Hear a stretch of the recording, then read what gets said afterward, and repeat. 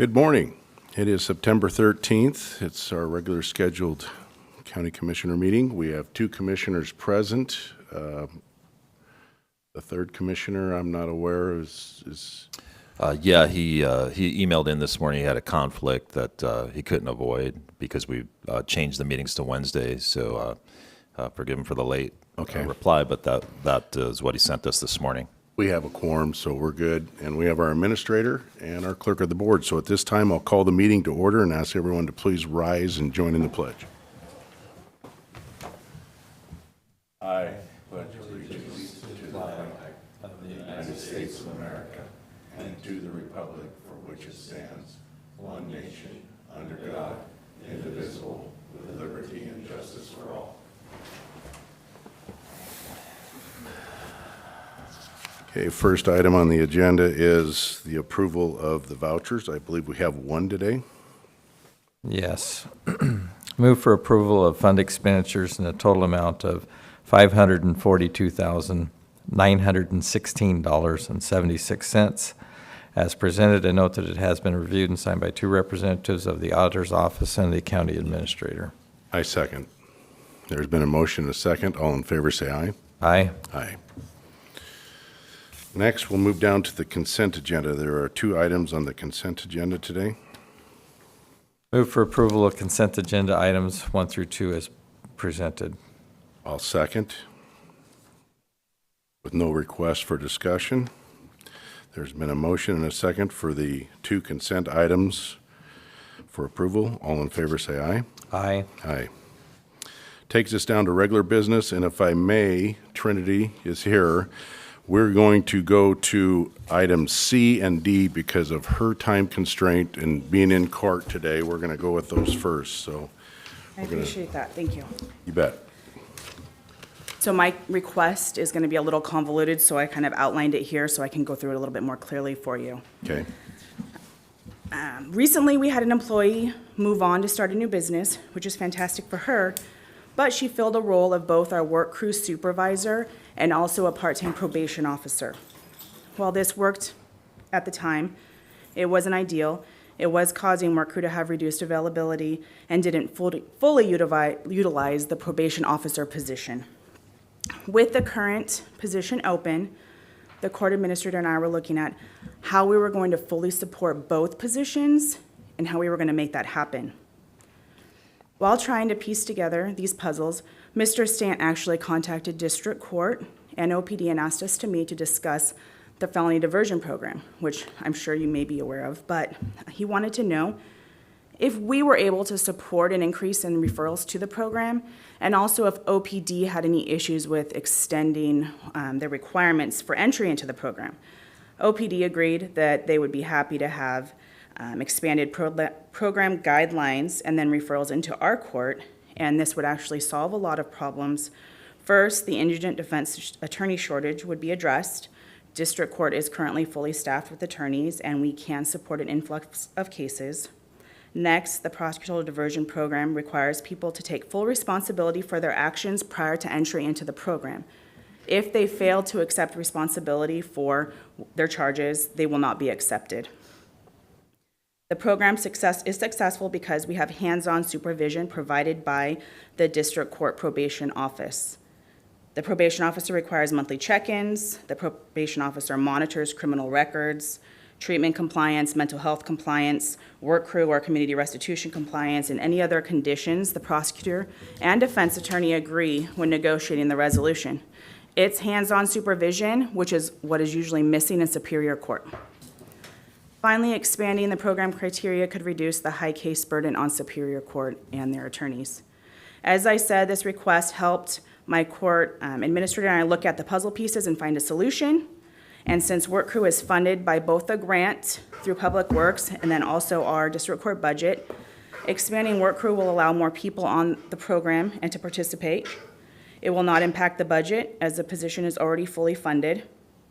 The position will move from a grade 15 to a 14 because additional probation duties are not required, and it was originally a grade 14 prior to the hybrid position creation. Okay. It means that our work will have more availability to offer these programs to offenders. We'll have reduce jail incarceration numbers and costs, will clean up more streets, clean up more illegal dump sites, and it will not cost the county any additional money. So in regard to the work crew program, I do respectfully request that you sign the resolution allowing for a work crew position at grade 14 and allow us to post that position on the county website. We'll go into the next program and then we'll kind of see where it leads Okay. together. Work crew is an easy ask and the next ask is a little bigger and it's going to be more problematic, I'm guessing, but hopefully not. We do need a full-time work crew, or excuse me, probation officer. The prior split position supported Spanish-speaking probationers and also the fund's compliance. So any fine compliance issues would go through that person. They would have one docket a month that they would address those issues. Most of the time spent was on work crew and then creating the reports necessary for work crew for compliance issues. This new position that we're hoping to create would support Spanish-speaking probationers, will be responsible for the expanded prosecutorial diversion program under Mr. Stantz and the therapeutic court support program that would also assist with work crew on an as-needed basis. So if our work crew officer needs to take a vacation or time off or is ill, somebody can step in if we already have individuals scheduled for that work crew day. It's time for a new work crew position. Our current probation officer needs help. We're down half a position right now, and she isn't able to manage the probation workload as is. And with the expanded workload, she will not be able to maintain her current duties, in addition to the new duties that will be assigned. And to be clear, although probation is considered post-conviction, we also do monitor conditions of release. So when somebody comes in, say on a DUI, it's a second or third offense, there's conditions of release in order to be released into the community. We have ignition interlock requirements, scram requirements, and they make sure that those requirements are followed through with. Conditions of release keep that criminal defendant and our community safe and allow us to have that additional information of what's going on prior to resolution of that case. We have conditions on post-conviction and pre of ignition interlock and scram reports, which is alcohol monitoring, as well as the monitoring of criminal histories of new charges. With more DUI supervision requirements, increased review of alcohol monitoring, and expansion of the prosecutorial diversion program and therapeutic court monitoring, it is time to create a new position. Finally, and on a more personal note, our probation officer needs help. She shouldn't feel guilty for asking to use her earned vacation. She shouldn't be staying late to catch up because she's so overwhelmed right now with the caseload. She shouldn't feel compelled to do everything today because she's afraid of what tomorrow will bring as far as numbers. Our budget does not support this new full-time position, and this is where our concerns began. But then we started trying to kind of look into what our options would be and discovered that the 0.1% mental health sales and chemical use dependency tax would be appropriate funding.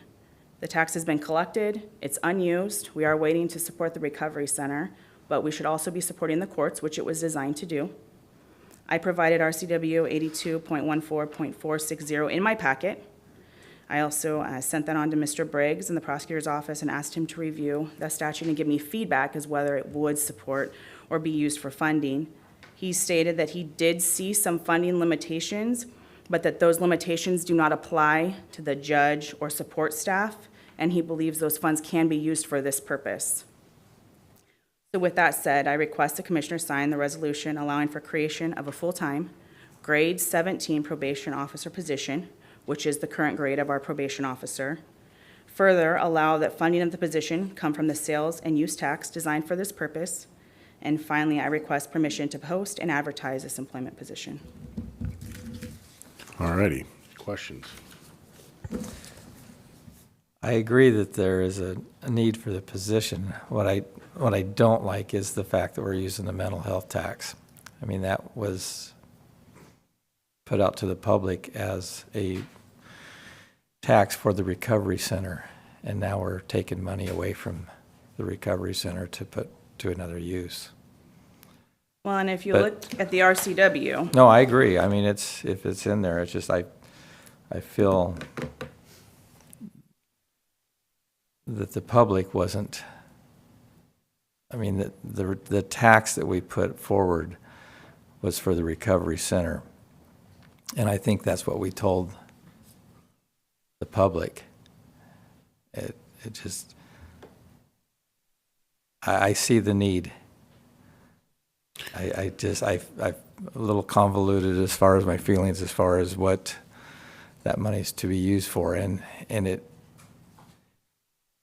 does relate to the mental health. So I agree, and I will support it. I hope that this is the last call for funding from the mental health tax.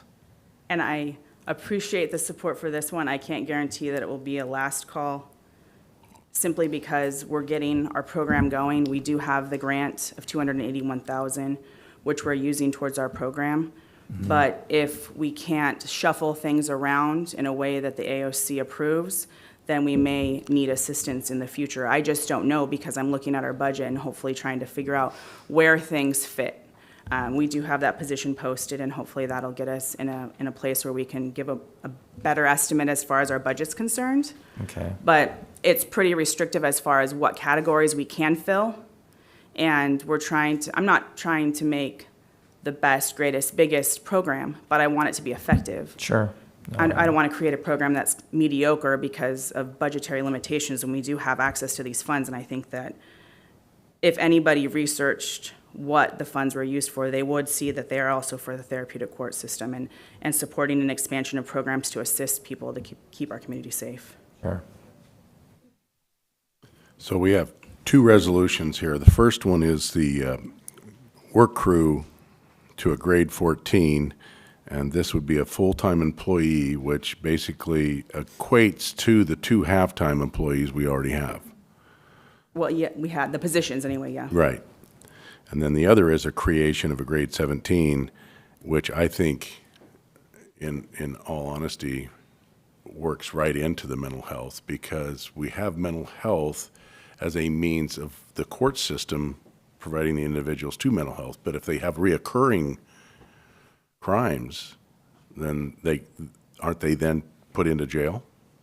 Right, and it really kind of, it goes hand in hand. As far as the diversion program and the expansion of that program, it's taking individuals who maybe have those issues, who are going to accept responsibility and come into the court and do what we ask them to do, and hopefully not see those recidivism rates. Right. So we're pulling people from jail, or not putting people in jail, so we're saving those costs, and then we're helping people so that they don't continue to commit new crimes. I think it actually works right in with the mental health. I think it's part of the whole system that we're dealing with here. Thank you. So with that, I'll entertain a motion. If there's no more discussion, I'll entertain a motion for Resolution 2023-255, which is the creation of a work crew position at a grade 14. Move to approve Resolution 2023-255 as presented. I'll second. Is there any further discussion? Hearing none, all in favor say aye. Aye. Aye. Next, we'll move to Resolution 2023-256, which is the creation of a grade 17 for the probation officer position. Move to approve Resolution 2023-256 as presented. I'll second. Is there any further discussion? No. Hearing none, all in favor say aye. Aye. Aye. Thank you, Trinity. Thank you, sir. Thank Have a good you. day. All right, now we'll move back to item A, which is authorization of OPD manager to hire attorneys at grade 20 or 21 as necessary. Mr. Ziegler.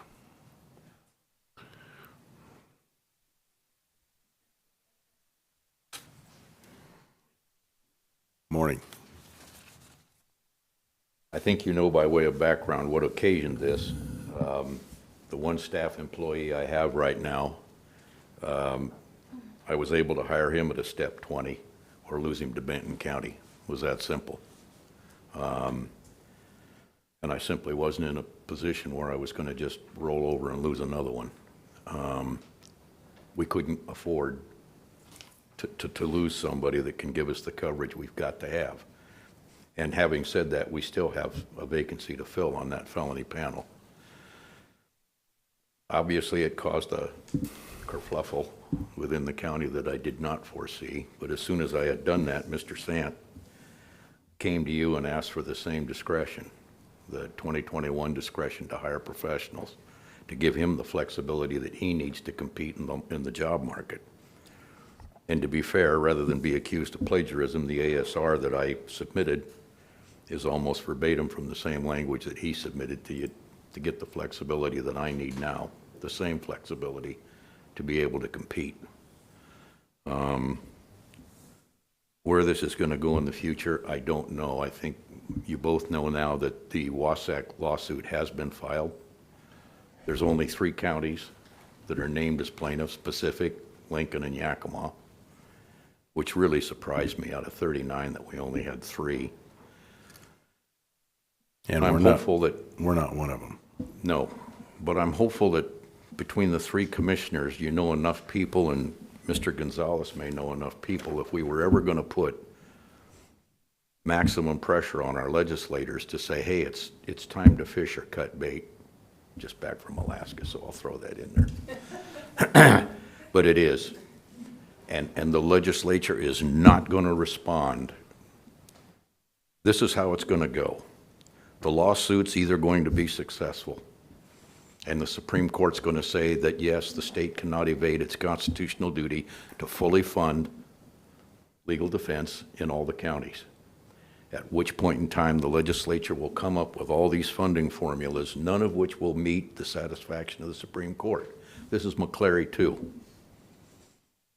And if they're going to act the same way they did then, and they're more gun-shy now, because now they preface many of their comments that we're not a super legislature, because they took a lot of heat for what they did in McCleary. It gave the legislature great cover. They were happy to be found in contempt, because at that point in time they could simply say, okay, we're going to pass this bill per the Supreme Court's plan.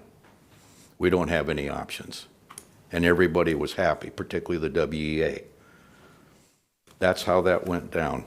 And instead of standing on their constitutional prerogatives and voting to impeach the members of the Supreme Court that decided to act as a super legislature, they just rolled over and did what they were told. It was a complete reversal of the constitutional balance that we're supposed to be operating under. It's a given. That's how it went down. And that's the only 2 options I see coming from this. But if you're going to get a ruling in favor of the counties, which is to say the state's going to pick up the tab for all of us, then the county commissioners and those other 36 need to step up to the plate now. So I would suggest that our county administrator reach out to the different groups that we participate with, Eastern Washington Council of Governments and the other counties, and we reach out and request their willingness to join us in amicus brief, correct? Is that how we would attach ourselves to this case? You could petition to appear as amicus. Yes. I think we need to. I think we need to show unity that the state has created this problem and it's their duty to resolve it.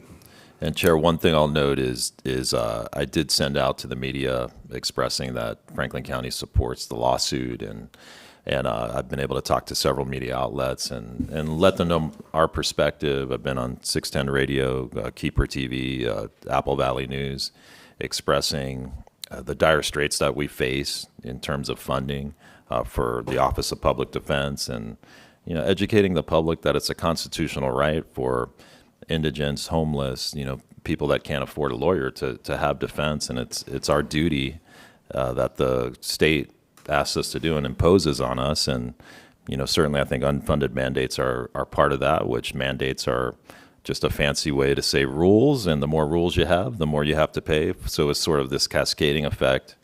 But certainly I'd be more than happy to continue that narrative, because along with Larry's help and fortunately Senator Nikki Torres, Franklin County, we've kind of been the torchbearer to say, look, state, we need the help. And we've been able to, especially with our lawmakers here in Eastern Washington and the Tri-Cities, have been really supportive.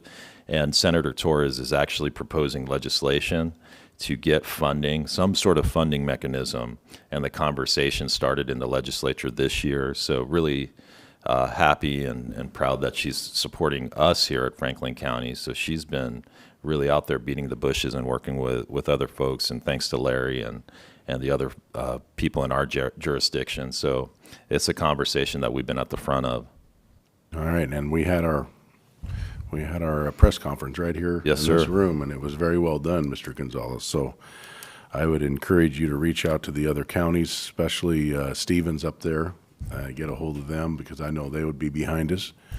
Mr. Gonzalez, go ahead. The amicus brief is a good idea as far as your dealings with the Supreme Court, but I would urge you, with whatever contacts we have with other county commissioners, you deal with your legislators in writing. Phone calls won't get it. Verbal is, I said, you said, he said, they said. Emails then. It's something that's on paper, Gotcha. a record that, hey, we need this now. We've talked about this for 25 Not years. that we need it. Join us. Yes. Let's join together. Yeah, take a stand. Yes. So, but before us today is your ASR here for one attorney, correct? I've already hired the one at 20. He's This- my staff employee now. Is this for him or is this for another? I've got two that I'm dangling bait in front of right now, but whether I can hire those two, I'll work that out with Mr. Gonzalez, because I'm not gonna keep coming back here if it's all, I'm tired of coming back piecemeal and asking, I need this much, I need this much. We're working now on a possible saving 40,000. Because I noticed that in the agenda, it says attorneys, but in this, it says attorney. No, I want the Singular. flexibility to at least talk to these people. If I can fit it into a budget, I've got the money right now for another 20. Okay. I've got the money, but whether I can land somebody at that, but I can guarantee you that what I had before, it was ridiculous, because there was no hope you could compete with Benton County, let alone anybody else. But every hire will come before the Board of Commissioners. Every hire will, and nothing's gonna happen until I sit down with Mr. Gonzalez and say, this is what I got, what do you think we should do, period. Is there any other questions? No. Move for approval of Resolution 2023-253 as presented. I second.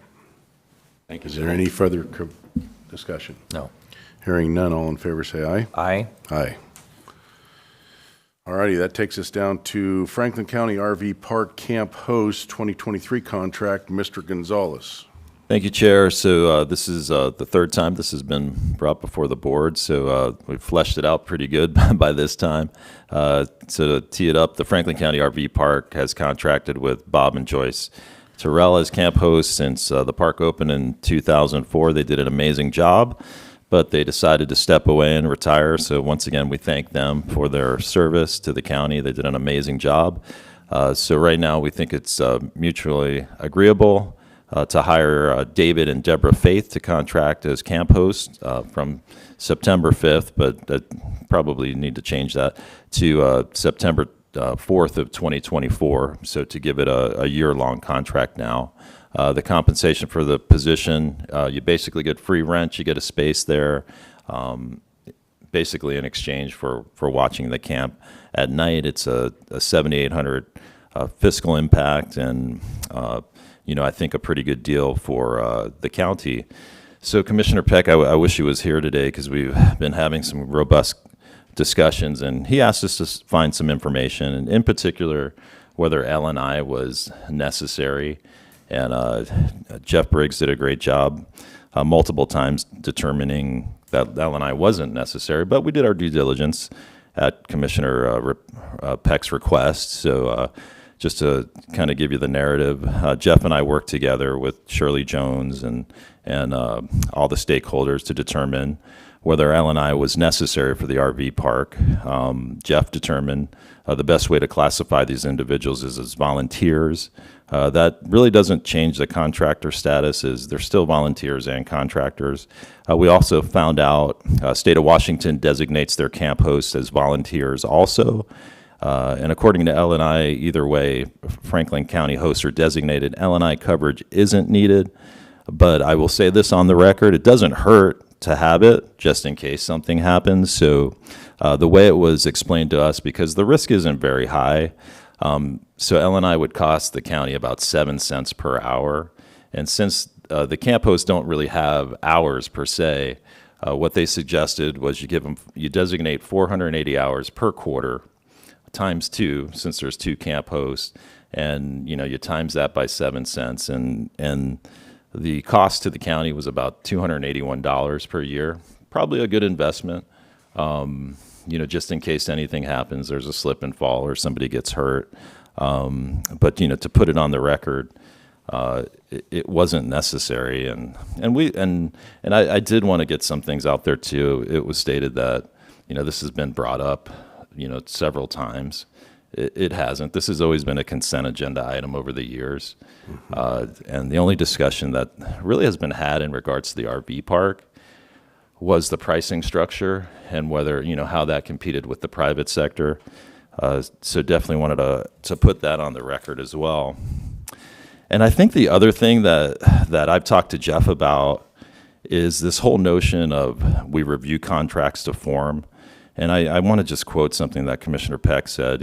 He said this, that legal reviews contracts to form to make sure that all the appropriate components are there, not for content and whether it's a wise thing to do. And I kind of dispute that, because when I talk to Jeff, I know he gives me wise legal counsel, and it's not like he's checking the boxes. So, not to put Jeff on the spot, but I want to put, because Commissioner Peck's put this on the record many times, that legal reviews things to form. I think that's a disservice to Sean's office to say, they go, oh, this looks good, and they don't give us advice. And they give us pretty good advice, what I think. So, because if they only review things to form, then we need outside legal counsel that gives us advice. So I just, Jeff, we've talked, and I trust your judgment.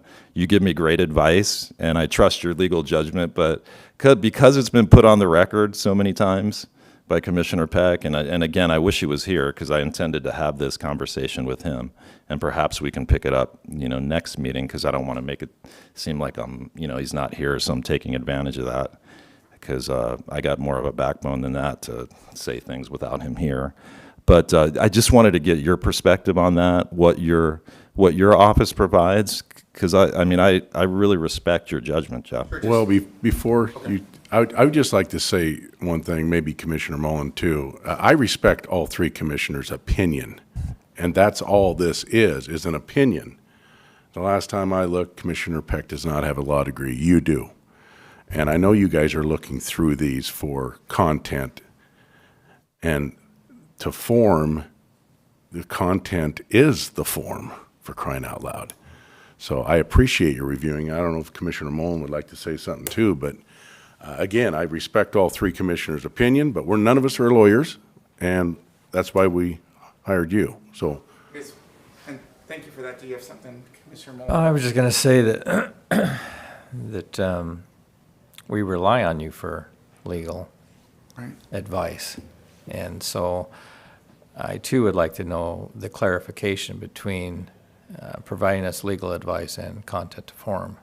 Right. So what a review as to form means, at least in my opinion, is that when we're looking at a document, we're not just saying, well, this looks like there's no typos in it. Right. So we're looking at it to make sure that it's not illegal. Whatever we're doing, doesn't violate any laws that we're aware of.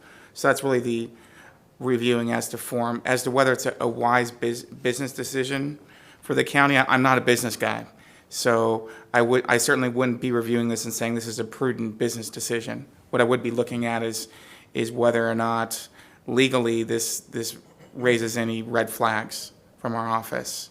So for something like an agreement, like the camp host agreement, we'd be looking at it to make sure, does this comply with every state law? Not just is this a contract or not, does this meet the requirements of a contract, but also, are there any laws we need to be aware of that we are either violating or we could do this a better way? So that's typically what a review as to form consists of. So in your opinion, you are giving us legal advice, regardless whether it's a good decision or a bad decision, you are informing us of the legalities of the contract, and it's not just, okay, your spelling and your Right. alignment of your language is correct. I mean, you're Right. actually looking at it and saying, it's our opinion or advice that is something that we can rely on, rather than just, is it to form? Right, we're not proofreading it, in other words. Right, We're, exactly.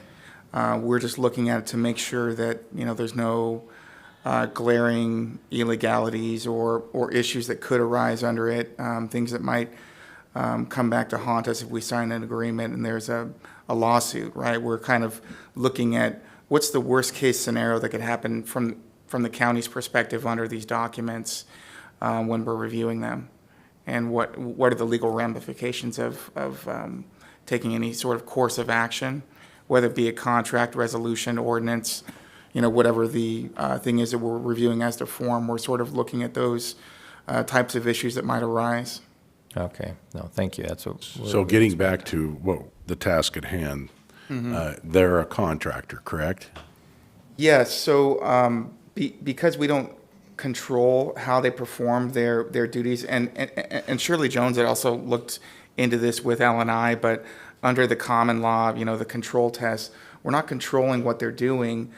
But gosh, when we took another look at this, we kind of realized we're really not paying them like an independent contractor.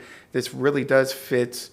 It's more along the lines of a camp host over at the U.S. Forest Service who's just sitting in there checking in visitors. It's a very similar scenario, and the compensation we're giving them is really more akin to maintenance that you would provide a volunteer. So we're sort of changing that label, but they're still, because we're not controlling what they're doing, we're insulated from liability as they're being an independent contractor.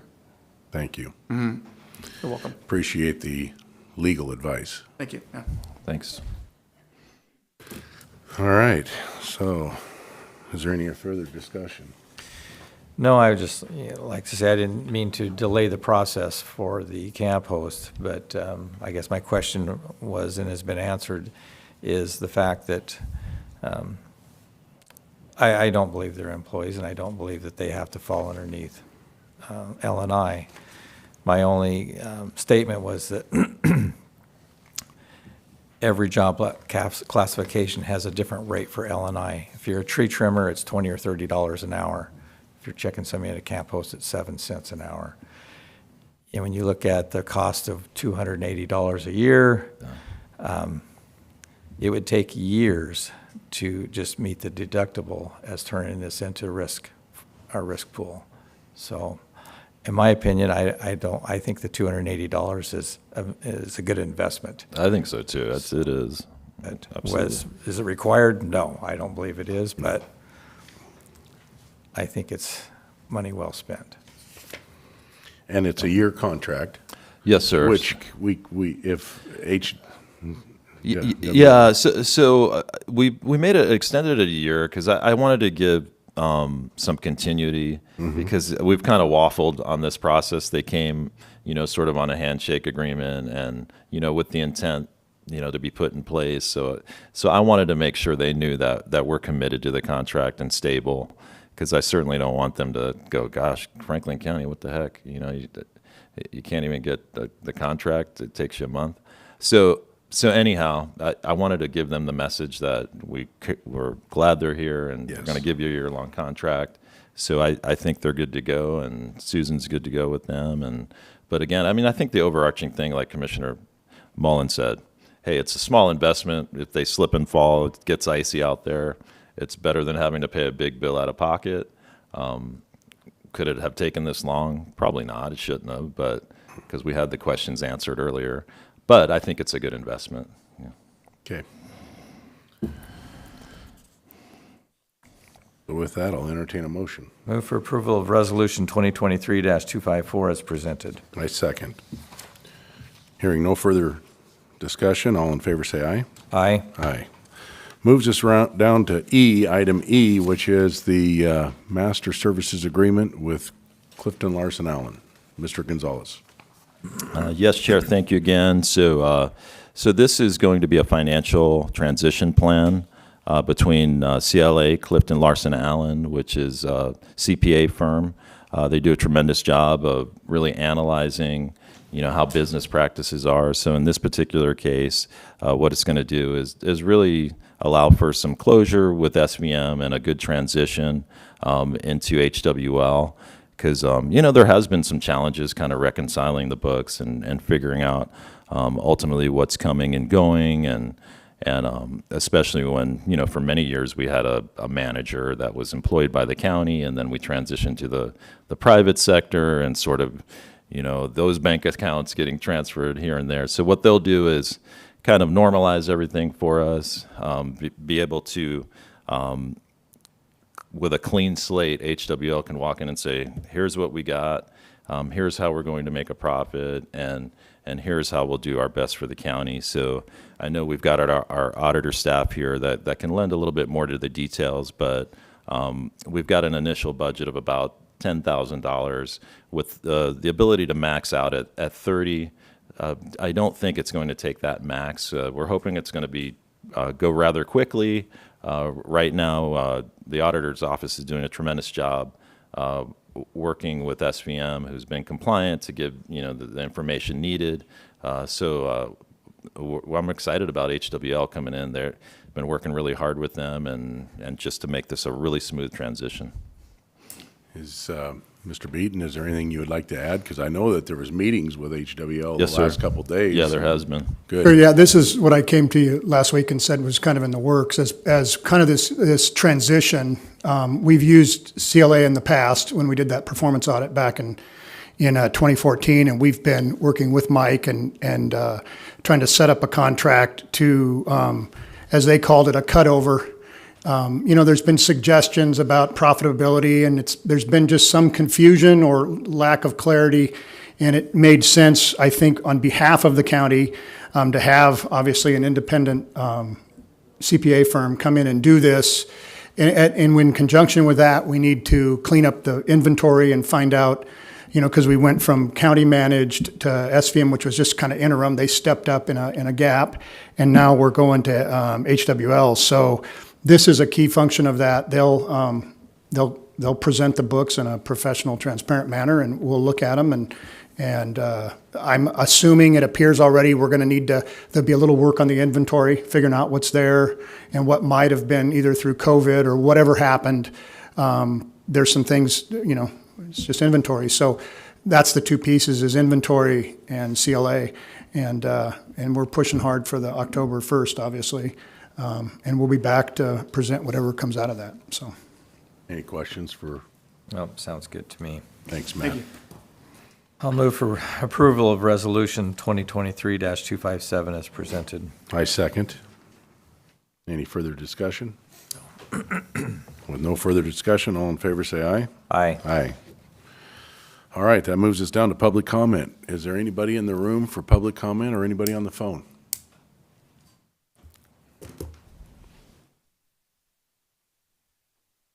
Thank you, Commissioners, Mr. Chairman, and Mr. Gonzalez. I am just here as a citizen. I know we're all aware of what happened in New Mexico, and using a state of emergency to try to take people's Second Amendment rights. Thank goodness the sheriffs first stood up, and then the Attorney General of that state. Unfortunately, in our state, I don't think we have an Attorney General, definitely not a governor, and definitely not an Attorney General who I feel is a Marxist, honestly, and is running for governor. According to the press, is the front runner, so we should all be worried. But they were able to stand up for their Second Amendment rights. What we have here is we have the men in this room, and we have some on our city council, and we have our sheriff's departments. I'm just really concerned about our Constitution. I was listening to the defense attorney. I think that's what his title is, and about the McCleary decision.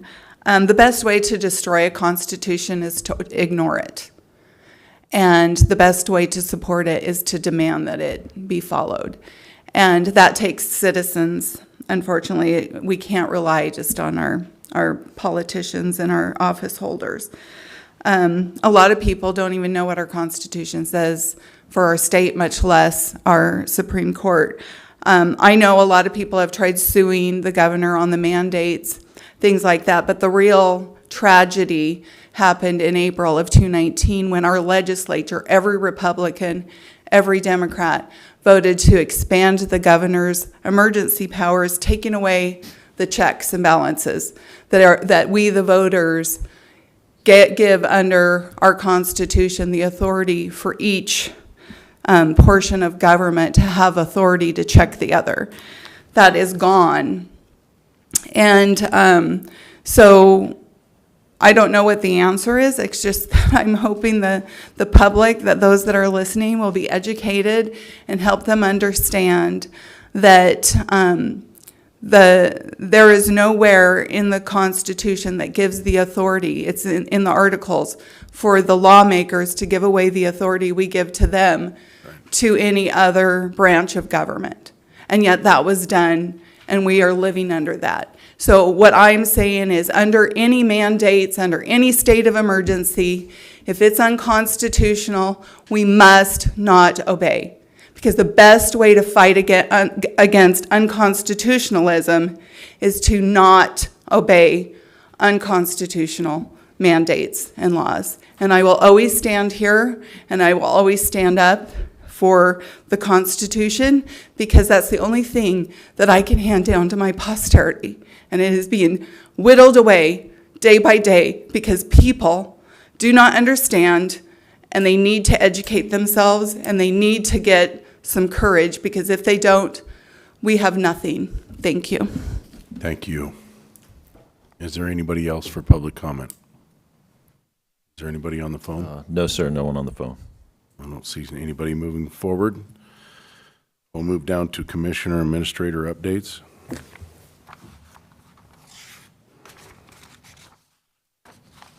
And Chair, it's been a pretty busy week. Spent quite a bit of time on that RV park contract, just making sure we had all the provisions and things answered that we needed to.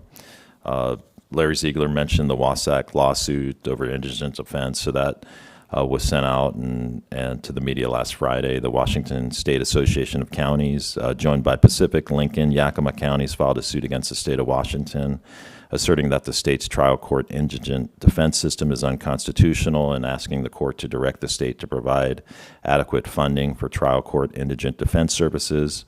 So that's certainly been a hot ticket item, and we've been really supportive of that, and just keeping it out there and the narrative going that we need help. And again, really grateful to our state lawmaker, Nikki Torres, who's taken that torch, and she's really battling for us. And we've got a bipartisan group of lawmakers across the state.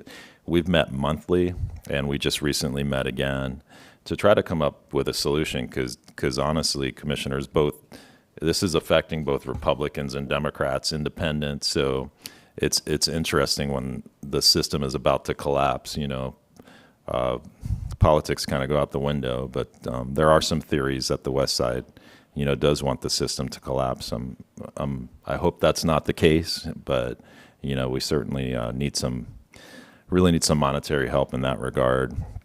Also been working quite a bit with HWL on the draft contracts. So HWL was in town a couple of days, has some really good discussions. They also had a chance to meet with SVM on a transition plan, and the group told me that the talks with SVM went really well. So was really glad to hear about that. I've sent the draft to each of you and our elected officials in the courthouse. So from a transparency piece, every single elected official has that for review, as do department heads. So, everybody's welcome to give me my feedback. If anybody in the public wants it out there, they're more than welcome to come to my office and see that draft contract. It is a work in progress. But really what I like about the draft contract is they're all about measurable goals. They're all about meeting and collaborating with the county and coming up with KPIs. So, and I think that's why that CLA report's going to be so important. So once we have a baseline and we know exactly what's happening financially out there, then they can really have measurable goals, and we can provide incentives as hopefully as they're providing a real profit. So that's the exciting thing. A few people have asked me about the price point. It's right around $20,000, but in conversations with Matt Beaton's office and the auditor team, on average, we've been paying SVM $18,700 a month. So the price point's going to be right around the same. And so that's been kind of a false narrative that's been out there a little bit, so I wanted to dispel that. And that comes right from our auditor's office, not me making up some number. So I'm hopeful once they get that baseline, they get a real view of what's happening financially, not just from when SVM was in control, but all the way from when Tom French or Troy Woody was in there. We're going to take a really great snapshot and give them the opportunity to make a real profit. So I'm really excited about what they bring to the table and just the level of expertise with the ice arena. They've already been meeting with those folks. They've been searching every inch of the ground, and they have a vision. They're developers, and so I'm just excited. When you talk to them, you get excited because they clearly know what they're doing in terms of event space management. The CLA thing, I just talked about that. We've been working with the port on .09 funds, and we had a meeting with them to figure out ultimately what we want to do. They still are pushing for a bond. That's something perhaps we can talk about in office business. The temperature to do that. We know we do want the jurisdictions to get some of that .09 money because it's good for economic development, but it sounds like some of the cities and port have some big projects they may want to pitch that are bondable. So it's a conversation that we could either have offline or in public, but keep them busy. Well, along those lines, a bond restricts us from what we can do. If we give them the bonding Yes. ability, then we are restricting ourselves from what we can do in our own county. Yeah, there's different schools of thought. The timing of a bond with rates as high as they are, it hamstrings you because you have to pay the debt service, for a certain portion of that bond. And if we want to do other things with that money, we're sort of stuck paying. It's like a bill, it's like a mortgage on a house, essentially. A bond is just kind of a fancy way to say, okay, you've got to pay this, and you're stuck with it for a certain amount of years. So it's something that worries me. Could we bond if it was a collective package for something like an air conditioning unit at the HAPO Center? That would be wonderful. I've heard the city of Pasco still has some ARPA money hanging around. It'd be great if they would throw some of that to an air conditioning system. We've put our $6 million in. I'd love to for them to be gracious and give us some. So I'll have to talk to those guys over there to see if they're willing to give up some of their ARPA money still hanging around. Well, good job. I tell you, you're doing a great job, Mike, Appreciate it. as the administrator. Commissioner Mullen? So this last week I had my interview with the Consor study. Went fairly well, I thought. I'm not in support of any levy lid lifts. I'll say that much out of the conversation I had with them. Also, had some very disturbing racial comments made on the Pasco City Council members and members of our community, which are totally unfounded. And I personally know all these men, and there's no racial ideas at all behind any of them. And I don't know who's spreading this type of propaganda, but it's uncalled for and unfounded, and it just disgusts me that they would try to tarnish these people's names by putting out that false narrative. Also, I think we should join the Wassac lawsuit to support the unfunded mandates and everything else that the state is putting down upon us. I also just want to mention too, like in Stevens County right now, they're having trying to pass an ordinance saying that you can't build your own house. And whether you build your own house or you hire a contractor, you go through the exact same licensing inspections from LNI. And I think it's just an infringement upon our rights as citizens. And so I just want to let people aware, if something like that comes to Franklin County, I will not support it. And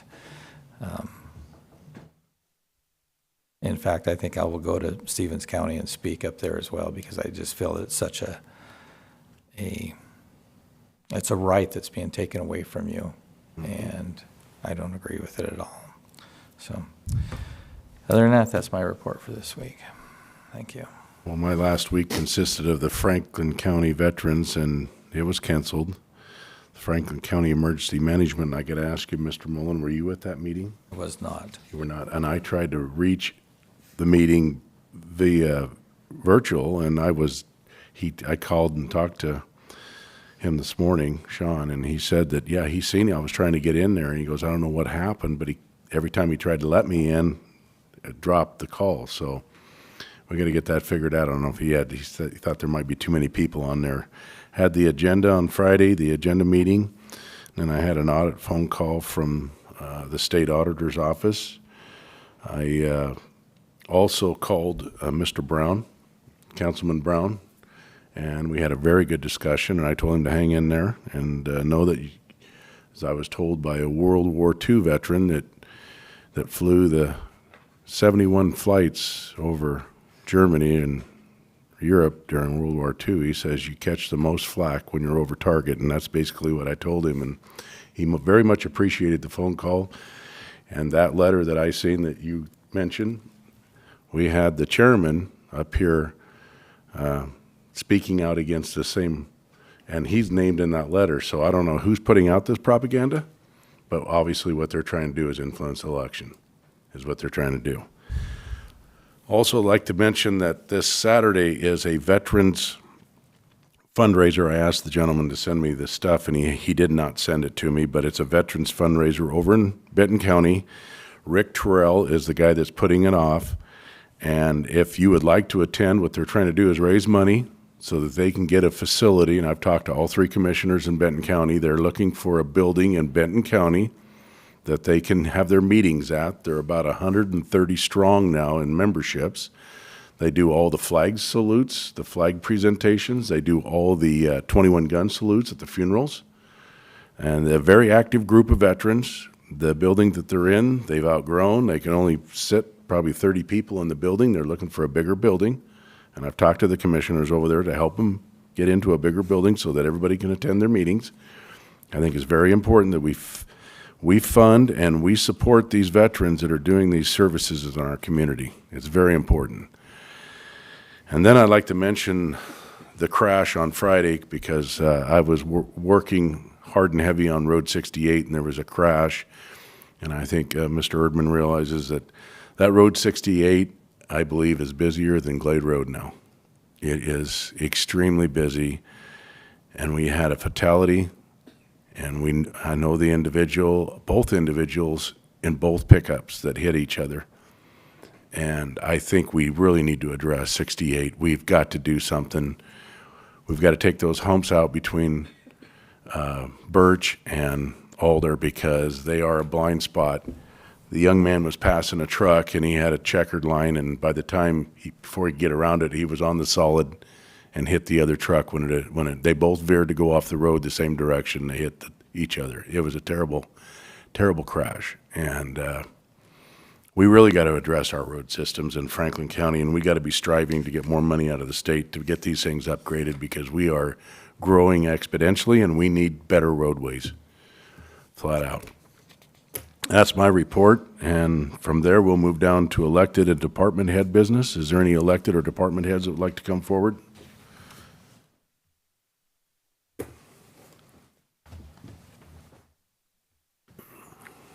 Commissioners, I was sitting back listening about the mental health tax.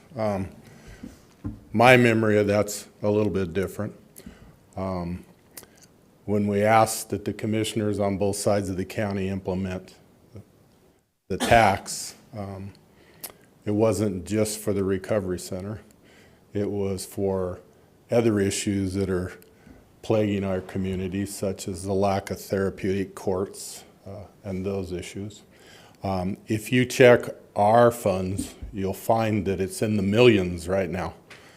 So our district court judge asking for money out of that is, it's budget dust in order to start a therapeutic court. This community, Franklin County, we need to utilize our funds in the best interest of our community and take care of those matters first while we're arguing about what the name of the KGH hospital is going to be, you know, where you're going to move people with mental health. You got to put a foundation in place in order to even access those things when they do come into being, such as a 24-hour sobering center that's desperately needed right now, either here or in Benton County, that law enforcement has access to take people to. So in the long run, Franklin County District Court is the people's court. That's where our therapeutic courts belong. We are going to have to expand it in the future in order to meet the needs of our people of this county and Benton County. Benton County's got most of those therapeutic courts and all those ancillary things done up and running while we're sitting and doing nothing.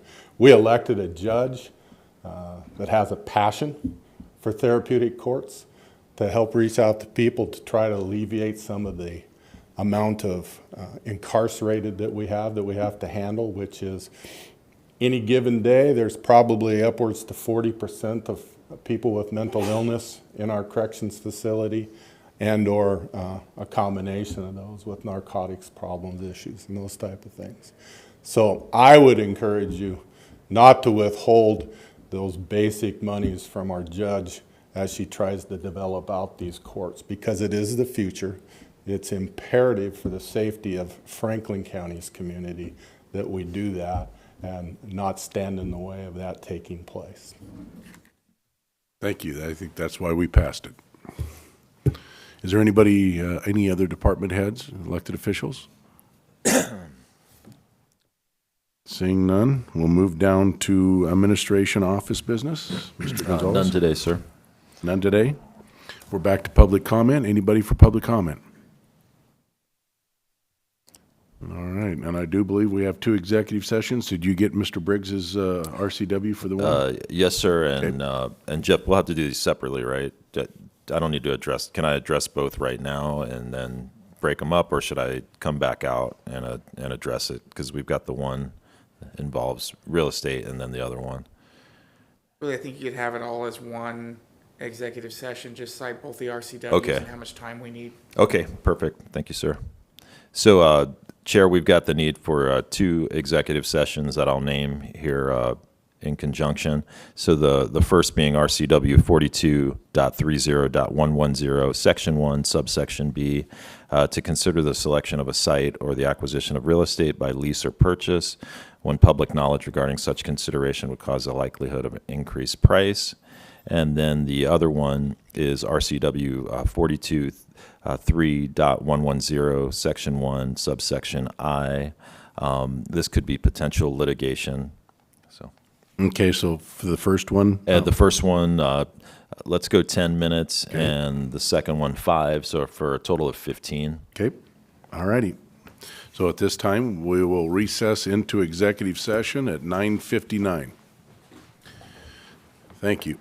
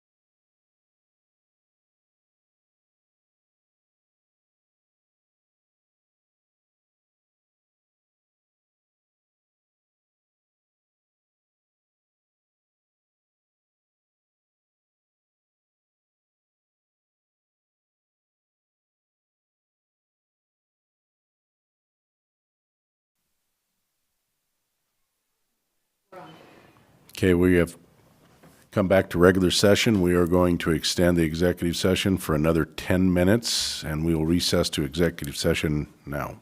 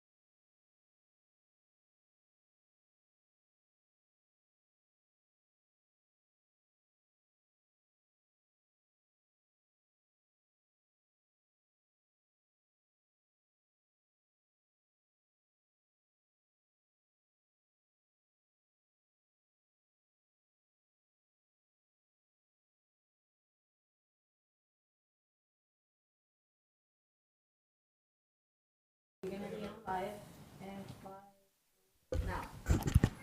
Feels like the good old days, huh, Mike? Yeah. Executive session 6 We've come out of executive session and we're going to extend for another 10 minutes. So we will recess to executive session now.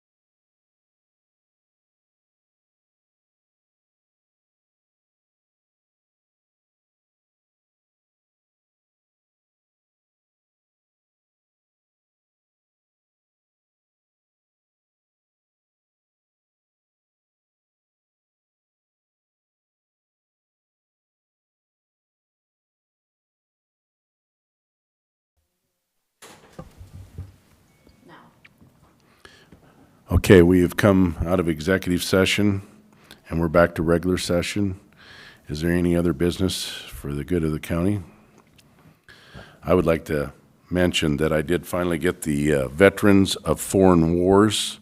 It's the first annual fundraiser, and I've already told you that they're trying to raise money for a building so that they can have a place to meet. It's Saturday, September 16th, from 5 till 8 p.m., and it's at the Double Eagle Ranch, 50019 North River Road, Benton City, Washington.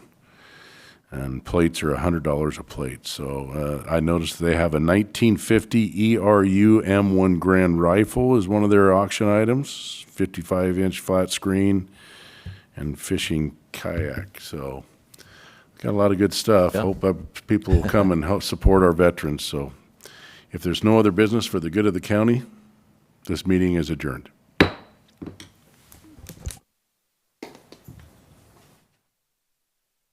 Thank you.